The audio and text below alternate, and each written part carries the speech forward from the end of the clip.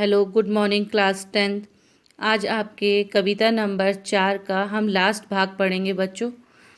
तो देखिए, लास्ट भाग जो आपका है, हमारे संचय से था दान, अतिथि थे सदा हमारे देव। वचन में सत्य, हृदय में तेज, प्रतिज्ञा में रहती थी टेक। वही है रक्त, वही है देश, वही साहस है वैसा ज्ञान। वही है शांति, वही है शक्ति, वही हम दिव्य आर्य संतान। जिए तो सदा उसी के लिए, यही अभिमान रहे ये हर्ष। निछावर कर दे हम सर्वस्व, हमारा प्यारा भारत वर्ष।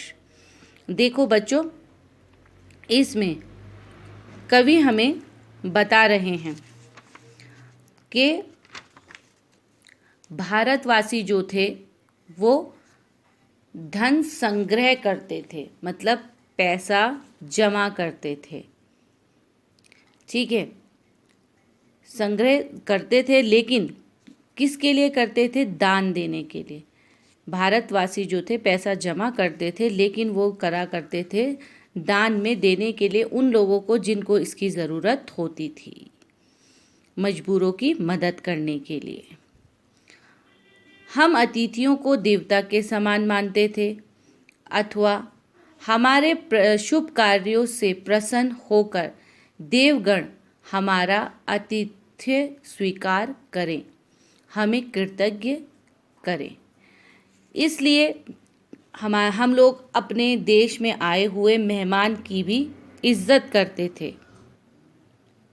उनकी इज्जत करके हमें हमारे भगवानों से उनका आशीर्वाद प्राप्त होता था। ठीक, हम अपनी प्रतिज्ञा का पालन दृढ़ता से करते थे। हमने जो कह दिया उसको हम अपनी पूरी ईमानदारी के साथ निभाया करते थे। आज भी हमारे शरीर में उन्हीं पूर्वजों का रक्त संचार कर रहा है, हमारे शरीर में उन्हीं पूर्वजों का खून दौड़ रहा है। अपने पूर्वजों के ही पग चिन्हों पर चल रहे हैं, उनके बताए हुए रास्ते पर ही आज हम लोग चल रहे हैं। आज भी हम उसी प्रकार से ज्ञान संपन्न हैं। आज भी हमारे अंदर वही संस्कृति है।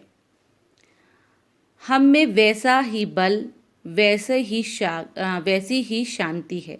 उन्हीं के बराबर हमारे अंदर भी ताकत है और उन्हीं की तरह हम शांत भी हैं। हम उसी आर्य जाति की दिव्य संतान हैं। वो आर्य जाति जिसके पग चिन्हों पे हम चल रहे हैं, उन्हीं की संतानें हम आज भी जीवित हैं।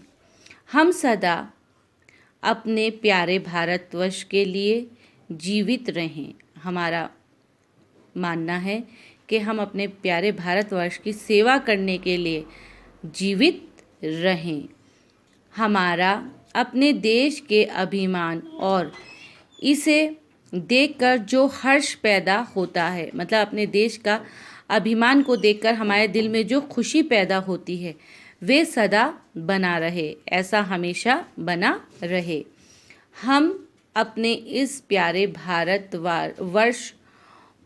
वर्ष के ऊपर अपना सर्वस्व निछावर कर देंगे।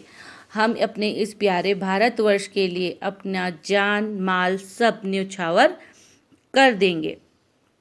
अगर छोटे भाव में समझा जाए तो कवि हमें राष्ट्रगीत में इस बात का गौरव अनुभव किया है कि हमें सभी मानवोचित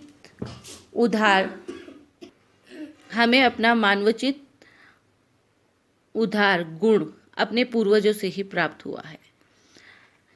कहने का भाव ये है कि इस कविता में कवि ने हमें अपने देश की भक्ति की प्रेरणा दी है और बताया है हमें जो कुछ भी प्राप्त हुआ है अपने पूर्वजों से प्राप्त हुआ है, और हम हर तरीके की कुर्बानी देने के लिए अपने देश के लिए तैयार हैं, और ये गुण आज भी हमारे अंदर बने हुए हैं। तो बच्चों, आज आपका ये जो कविता नंबर 4 था, हमारा प्यारा भारतवर्ष, इसका रिवीजन ख़त्म हुआ। उम्मीद कर रही हूँ अपने सिल्वर टेस्ट की आप लोग तैयारी कर रहे होंगे। 5 तारीख से आप लोगों के सिल्वर टेस्ट स्टार्ट हैं और वो भी ऑफलाइन होंगे, स्कूल में होंगे। तो बच्चों, आपके टेस्टों के लिए बेस्ट ऑफ लक और खुदा हाफिज़।